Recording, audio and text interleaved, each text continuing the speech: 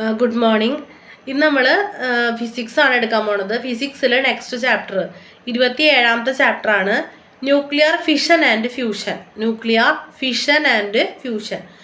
നമുക്ക് വളരെ സിമ്പിൾ ആയിട്ടൊരു ചാപ്റ്റർ ആണ്. അപ്പോൾ ഇതിൽ നിന്നൊക്കെ ഇങ്ങനെ ഡിഫൈൻ എന്ന് പറഞ്ഞ് ചോദിക്കാം. പിന്നെ ഇതിന് ഇക്വേഷൻസ് ഒക്കെ ഉണ്ടെന്ന് വെച്ച് കഴിഞ്ഞാൽ അതൊക്കെ നമുക്ക് ചോദിക്കാവുന്നതാണ് കേട്ടോ.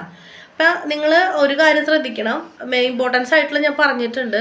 അത് കഴിഞ്ഞിട്ട് ബാക്കിയുള്ള സമയത്ത് ഇതിൽ തന്നിട്ടുള്ള നമുക്ക് പഠിക്കാൻ തന്നിട്ടുള്ള ആ ഗൈഡിലുള്ള കണക്കുകളൊക്കെ ഒന്ന് ചെയ്ത് പഠിച്ചോളൂ കേട്ടോ. അപ്പോൾ ഏതെങ്കിലും കണക്കായിട്ട് ചോദിക്കുകയാണെങ്കിൽ നമുക്ക് ചെയ്യാനായിട്ട്. ഇനി ന്യൂക്ലിയർ റിയാക്ഷൻസ് എന്ന് പറഞ്ഞാൽ എന്താണ്? Nuclear reactions are those reactions which takes place either due to nuclear fission or fusion. ഫിഷനായിട്ടോ ഫ്യൂഷനായിട്ടോ നടക്കുന്ന റിയാക്ഷൻസ് ആണ് എന്ത്? Nuclear reactions. ഒന്നല്ലെങ്കിൽ ഫിഷൻ അല്ലെങ്കിൽ ഫ്യൂഷൻ. ഇനി എന്താണ് ഫിഷൻ എന്ന് പറയുന്നത്? It is those reactions in which splitting a big nucleus into two or more smaller nuclei takes place. ഒരു വലിയ ന്യൂക്ലിയസ് ചെറിയ ന്യൂക്ലിയസുകളായിട്ട് സ്പ്ലിറ്റ് ചെയ്യണതിനാണ് എന്ത് പറയുക? ന്യൂക്ലിയർ ഫിഷൻ എന്ന് പറയുക. സ്പ്ലിറ്റിംഗ് ആണ്. ന്യൂക്ലിയർ ഫ്യൂഷൻ എന്ന് പറഞ്ഞാലോ? Nuclear fusion are those reactions in which two smaller nuclear are combine with each other and liberate enormous amount of energy is produced. അതായത് രണ്ട് ചെറിയ ന്യൂക്ലിയസുകൾ കൂടി ചേർന്നിട്ട് ഒരു വലിയ ന്യൂക്ലിയസ് ഉണ്ടാവുക. അതോടൊപ്പം എന്താണ്? വളരെയധികം എനർജി പുറത്തേക്ക് വിടുക. അതാണ് എന്ത്? Nuclear fusion. ആറ്റം ബോംബൊക്കെ പോലെ ന്യൂക്ലിയർ ഫ്യൂഷൻ. അപ്പോൾ ഫിഷൻ എന്ന് പറഞ്ഞാൽ എന്താണ്? വലിയൊരു ന്യൂക്ലിയസ് ചെറുതായിട്ട് സ്പ്ലിറ്റ് ചെയ്യുക, രണ്ടോ അതിലധികമായിട്ട് സ്പ്ലിറ്റ് ചെയ്ത് പോവുകയാണ്. ഫ്യൂഷൻ എന്ന് പറഞ്ഞാൽ കൂടിച്ചേരാണ്. അതായത് ചെറിയ രണ്ട് ന്യൂക്ലിയസുകൾ ചേർന്നിട്ട് വലിയൊരു ന്യൂക്ലിയസ് ഉണ്ടാവുക. അതാണ് എന്ത്? Nuclear fusion.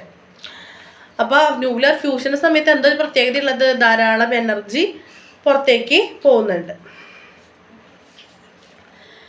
ഇനി നമ്മുടെ ന്യൂക്ലിയർ ഫിഷൻ റിയാക്ടറിൽ, ഫിഷൻ എന്ന് പറയുമ്പോൾ സ്പ്ലിറ്റിംഗ് ആണ്. ന്യൂക്ലിയർ ഫിഷൻ റിയാക്ടറിൽ മോഡറേറ്റർ യൂസ് ചെയ്യാറുണ്ട്. എന്താണ് ഈ മോഡറേറ്ററുടെ ഉപയോഗം എന്ന് പറഞ്ഞു കഴിഞ്ഞാൽ, ഇങ്ങനെ ഉണ്ടാവുന്ന ന്യൂക്ലിയർ ഫിഷനിൽ ഉണ്ടാവുന്ന വേഗത്തിലുള്ള ന്യൂട്രോണുകളുടെ വേഗത കുറയ്ക്കാൻ, വേഗം ഇങ്ങനെ ഉണ്ടാവുന്ന ന്യൂട്രോണുകളുടെ വേഗത കുറയ്ക്കാനാണ് നമ്മൾ മോഡറേറ്റർ ഉപയോഗിക്കുന്നത്. അപ്പോൾ ഈ ന്യൂട്രോൺസ് ആണ് എന്ത്? പിന്നീടുള്ള ഫ്യൂഷന്, നെക്സ്റ്റ് ഫ്യൂഷൻ തുടക്കം കുറിക്കുന്ന എന്താണ്? ഇങ്ങനെ പുറത്തേക്ക് വരുന്ന ന്യൂട്രോണുകളാണ്. അപ്പോൾ അവരുടെ വേഗത കുറയ്ക്കാനാണ് നമ്മൾ മോഡറേറ്റർ അവിടെ ഉപയോഗിക്കുന്നത്. ഇനി കെമിക്കൽ റിയാക്ഷനും ന്യൂക്ലിയർ റിയാക്ഷനും തമ്മിലുള്ള ഡിഫറൻസ് ചോദിക്കാവുന്നതാണ്. കെമിക്കൽ റിയാക്ഷൻ എന്ന് പറയുമ്പോൾ ന്യൂക്ലിയർ റിയാക്ഷനിൽ ധാരാളം large amount of energy liberate ചെയ്യുന്നുണ്ട്. പക്ഷെ കെമിക്കൽ റിയാക്ഷനിൽ എങ്ങനെയാണ്? ചെറിയ എമൗണ്ട് എനർജി മാത്രമാണ് അവിടെ ലിബറേറ്റ് ചെയ്യുന്നത്. ഇനി ന്യൂക്ലിയർ റിയാക്ഷൻസ് നടക്കുമ്പോൾ അതിൽ പങ്കെടുക്കുന്ന എലമെൻസിൻ്റെ ഐഡൻറ്റിറ്റി മാറും. കാരണം എന്താണ്? അവർ സ്പ്ലിറ്റ് ആവും, അല്ലെങ്കിൽ എന്താണ് ഒന്ന് കൂടിച്ചേർന്ന വേറെ രീതിയിലേക്കും. പക്ഷെ കെമിക്കൽ റിയാക്ഷനിൽ എങ്ങനെയാണ്? അവരുടെ ഐഡൻറ്റിറ്റിക്ക് യാതൊരു വിധത്തിലുള്ള ചേഞ്ചും സംഭവിക്കുന്നില്ല. ഇതാണ് ന്യൂക്ലിയർ റിയാക്ഷനും കെമിക്കൽ റിയാക്ഷനും തമ്മിലുള്ള ഡിഫറൻസ്.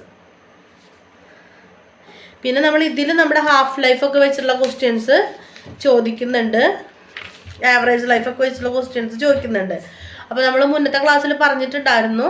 അപ്പം അതൊക്കെ നോക്കുക. പിന്നെ സമയം ഉണ്ടെങ്കിൽ എന്ത് ചെയ്യുക? ഇതിലുള്ള ക്വസ്റ്റ്യൻസും കൂടി ഒന്ന് നോക്കാം.